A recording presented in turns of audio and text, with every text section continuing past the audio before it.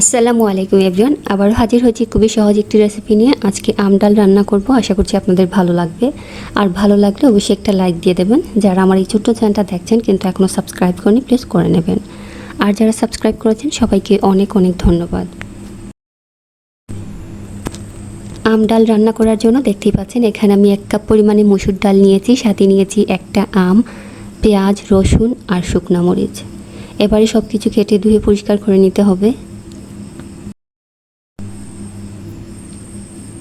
ডাল ধোয়া হয়ে গেছে। এ পর্যায়ে দিয়ে দিচ্ছি অল্প একটু রসুন কুচি আর পেঁয়াজ কুচি, 1/2 টেবিল চামচ পরিমাণে হলুদের গুঁড়া, স্বাদ মতো লবণ এবং 6 কাপ পরিমাণে পানি।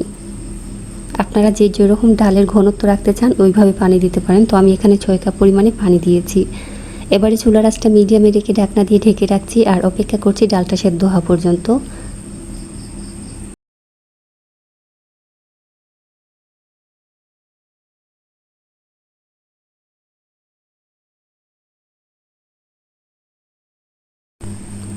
ফিরে এলাম ডাল সেদ্ধ হওয়ার পর।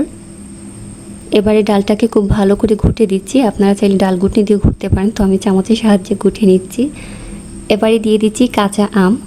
দেওয়া হলে চুলার আঁচটা লোতে করে রেখে দিচ্ছি, ঢাকনা দিয়ে ঢেকে রাখছি আর অপেক্ষা করছি আম সেদ্ধ হওয়া পর্যন্ত।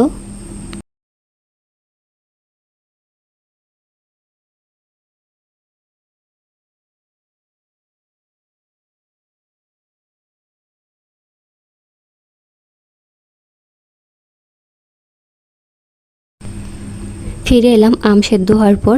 এই পর্যায়ে চুলার আঁচটা লোতে করে পাশের চুলায় হাঁড়িটাকে রেখে দিচ্ছি।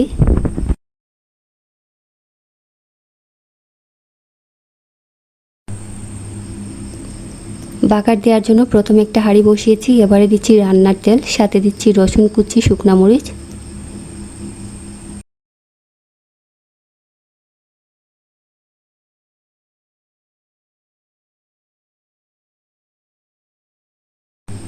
রসুনটা যখন কিছুটা ভাজা হয়ে গেছে এই পর্যায়ে দিয়ে দিচ্ছি পেঁয়াজ কুচি।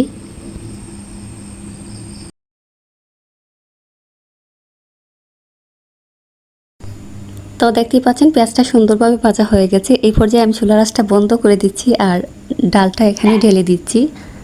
ডাল দেওয়া হলে সাথে সাথে আমি চুলাটা জ্বালিয়ে দেব। চুলার আঁচটা 1 মিনিট হাই হিটে রেখে তারপর বন্ধ করে দেব। আমার রান্না হয়ে গেছে, এবারে আমি নামিয়ে নিচ্ছি। আশা করছি আমার আজকের এই সহজ রেসিপিটা আপনাদের ভালো লেগেছে। সবাই ভালো থাকুন, সুস্থ থাকুন। আসসালামু আলাইকুম।